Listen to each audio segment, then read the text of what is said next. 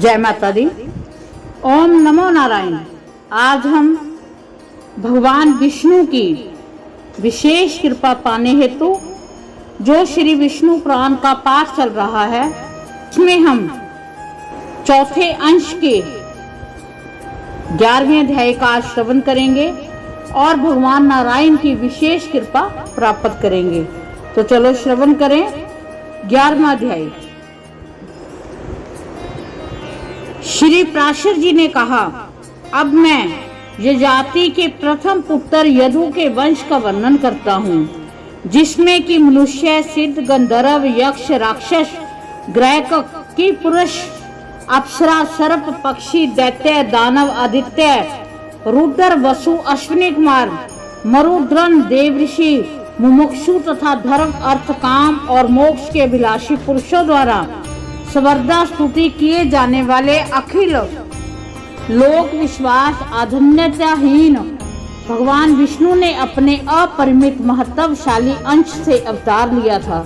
इस विषय में यह श्लोक प्रसिद्ध है, जिसमें श्री कृष्ण नामक निराकार पर ब्रह्मा ने अवतार लिया था और उस यदुवंश का श्रवण करने से मनुष्य संपूर्ण पापों से मुक्त हो जाता है।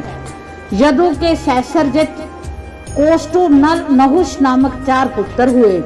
सहस्रजित के शतजित और शतजित के है और वेनु है नामक 3 पुत्र हुए। है या का पुत्र धर्म, धर्म का धर्म नेत्र, धर्म नेत्र का कुंती और कुंती का सहजित और सहजित का पुत्र महिष्मान हुआ,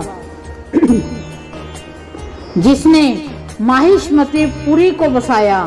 महिष्मान के भद्रश्रेण्य और भद्रश्रेण्य के दुधर्म, दुधर्म के धनक तथा धनक के कृतवीर्य और कुतांग्रिन, कृतधर्म और कुतोजा नामक 4 पुत्र हुए।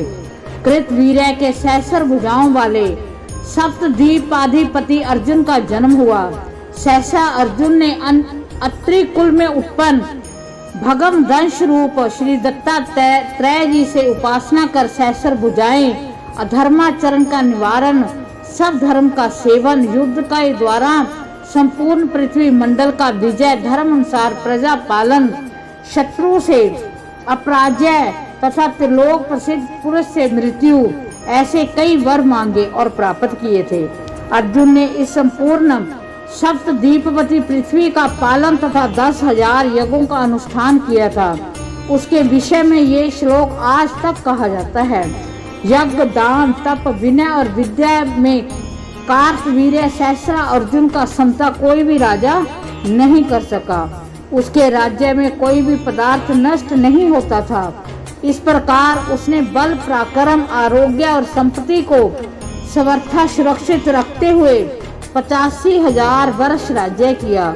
एक दिन जब वह अक्षय मद्यपान से व्याकुल हुआ, नर्मदा नदी में जल क्रीड़ा कर रहा था, उसकी राजधानी महेशमतीपुरी का पर दिग्विजय के लिए आए हुए संपूर्ण देव, दानव, गंधर्व और राजाओं के विजय मद से उन्मत्त रावण ने आक्रमण किया। उस समय उसने अन्यासी रावण को पशु के समान बांधकर अपने नगर के एक निर्जन स्थान पर रख दिया। वह सहस्रा अर्जुन का 85,000 वर्ष व्यतीत होने पर भगवान नारायण के अंश अवतार परशुराम जी ने वध किया था। इसके 100 पुत्रों से शूरसेन, वृषसेन, मधु और जयध्वज ये 5 प्रधान थे।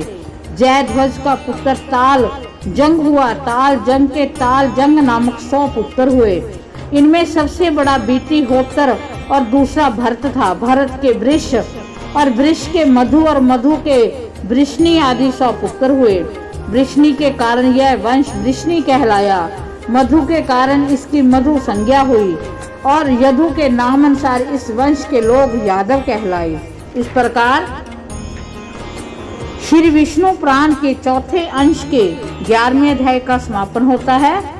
हम भगवान नारायण से प्रार्थना करते हैं कि वो हम पर अपनी विशेष कृपा प्रदान करें। अगर हमसे कोई गलती हो गई है उसे वो क्षमा करें और उनका आशीर्वाद, ऐसा आशीर्वाद जो हमारे सभी संकटों का नाश कर दे, हम उस आशीर्वाद की प्रार्थना करते हैं। तो इसी के साथ जय माता दी। ओम नमो नारायण।